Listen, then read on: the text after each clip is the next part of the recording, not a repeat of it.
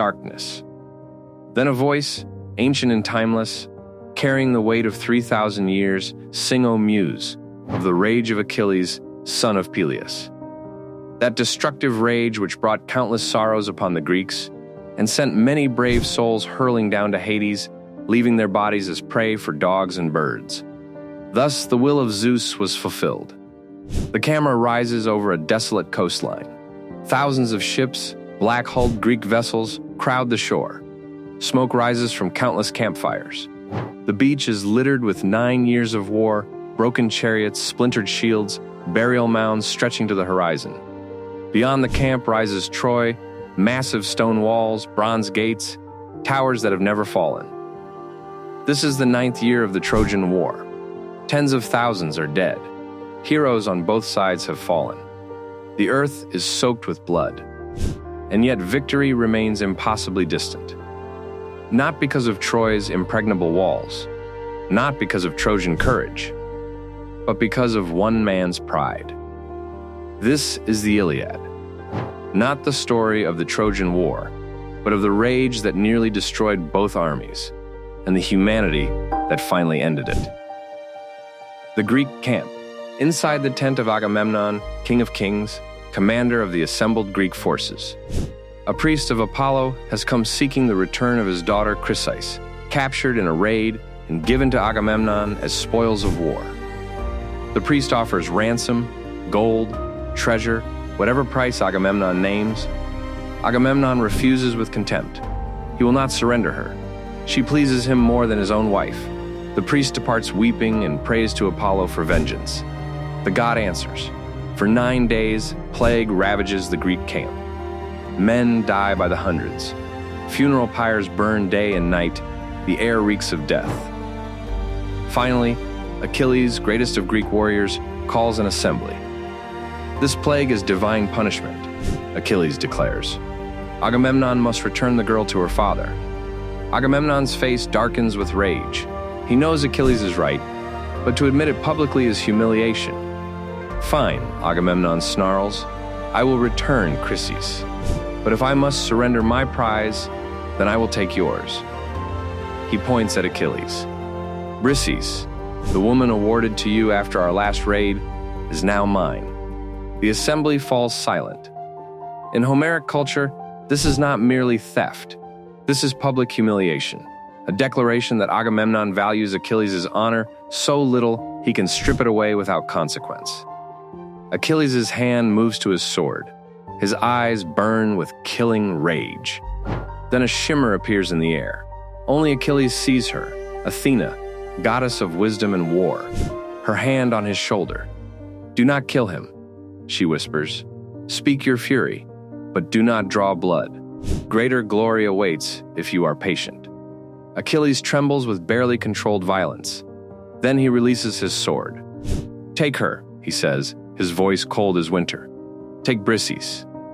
But know this, Agamemnon, when Hector and the Trojans slaughter your men by the thousands, when they burn your ships and drive you into the sea, you will beg me to return, and I will refuse. He turns and walks away. That night, Agamemnon's heralds come to Achilles' tent and take Chryseis. She goes quietly, weeping, looking back at Achilles, who sits in silence, staring at nothing. When she is gone, Achilles walks alone to the shore. He calls to his mother, Thetis, a sea goddess who loved a mortal man and bore a son destined for greatness and early death. She rises from the waves, beautiful and sorrowful. They have dishonored me, Achilles tells her. I will fight no more for Agamemnon. Let the Greeks die. Let them learn what it means to insult Achilles. Thetis knows what this means. If Achilles withdraws, the war's balance shifts. Greek victory becomes Greek catastrophe. She promises to speak to Zeus. The Trojans will drive the Greeks back until Agamemnon understands his mistake. Achilles nods and returns to his tent. The greatest warrior in the Greek army has withdrawn from battle. The war shifts immediately. Without Achilles, the Greek army loses its edge. Fear spreads. Courage falters. And from Troy's gates rides Hector, prince of Troy, eldest son of King Priam. commander of the Trojan forces. Hector is everything Achilles is not. Where Achilles fights for personal glory, Hector fights for his city. Where Achilles seeks immortal fame, Hector seeks only to protect his family. He is not the greatest warrior alive, but he is the noblest. Before riding to battle, Hector returns to Troy. He finds his wife Andromache standing on the walls with their infant son Astyanax. "Do not go back," Andromache pleads. "Your courage will kill you. You will make me a widow, and your son an orphan." Hector holds her gently. "I must fight," he says. "If I hide within these walls while my people die, I could not live with the shame. Better to die with honor than to live as a coward."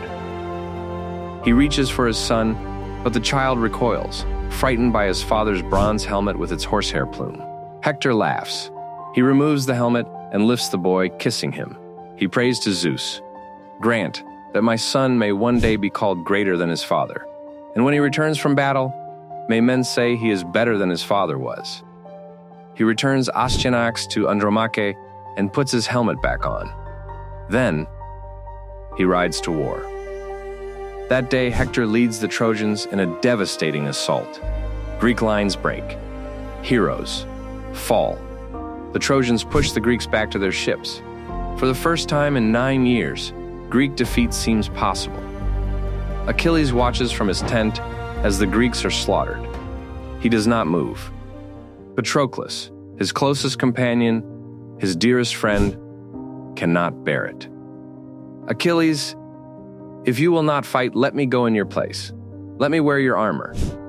The Trojans will think you have returned. It will give the Greeks hope." Achilles hesitates. He loves Patroclus more than anyone. To send him into danger is unbearable. But the Greeks are dying. His own comrades are being cut down. "Go," Achilles finally says. "Wear my armor. Drive the Trojans from the ships, but do not pursue them to the walls. Do not seek glory. Drive them back and return. Promise me." Patroclus promises. He puts on Achilles' gleaming armor and takes his spear. When he steps onto the battlefield, the Trojans recoil in terror. Achilles has returned. Patroclus fights with fury and skill. The Trojans flee. The Greeks rally. The tide turns.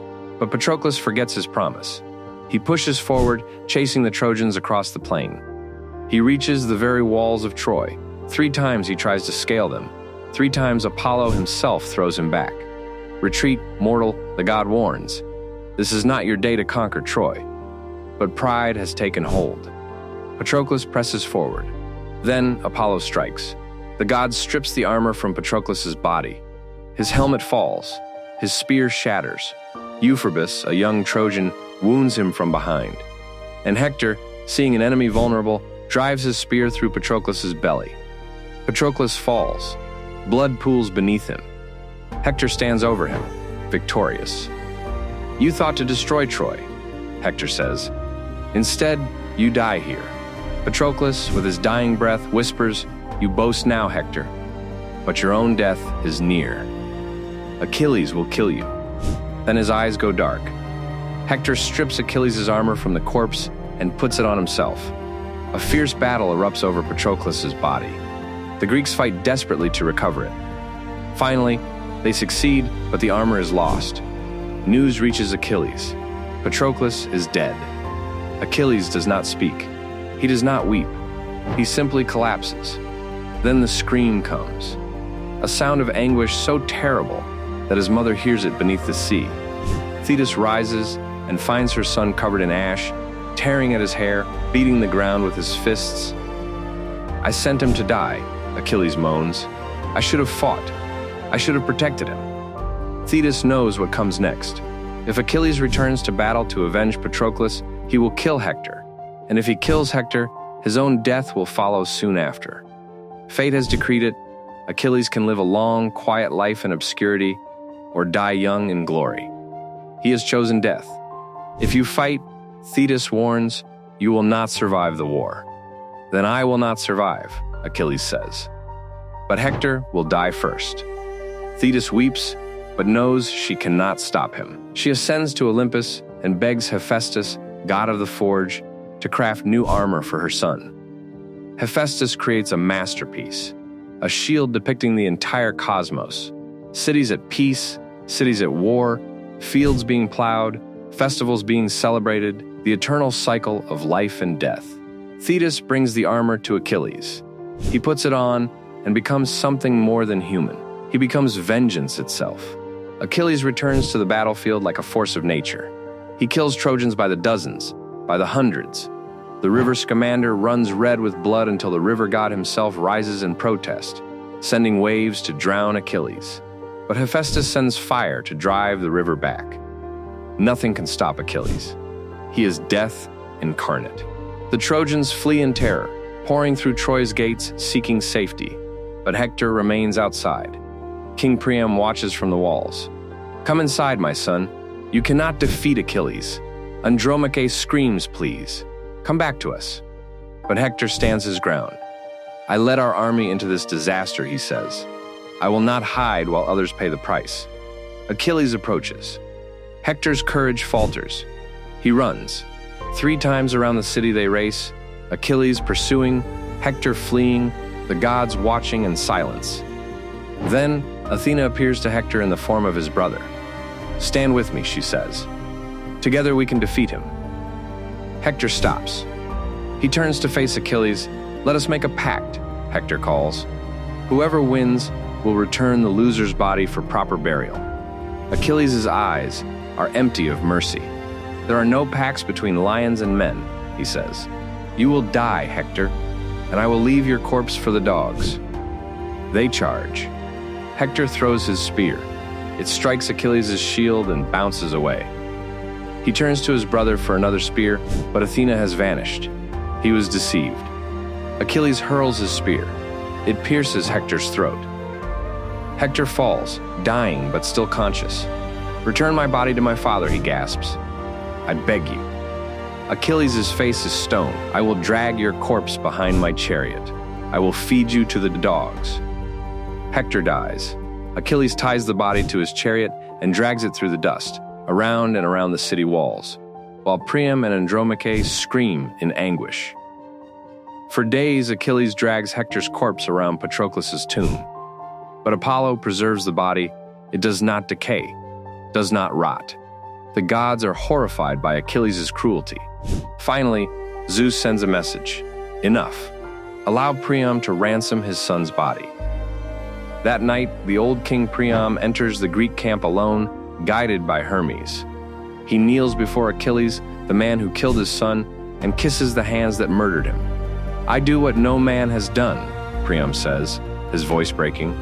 "I kiss the hands of my son's killer. But I beg you, remember your own father.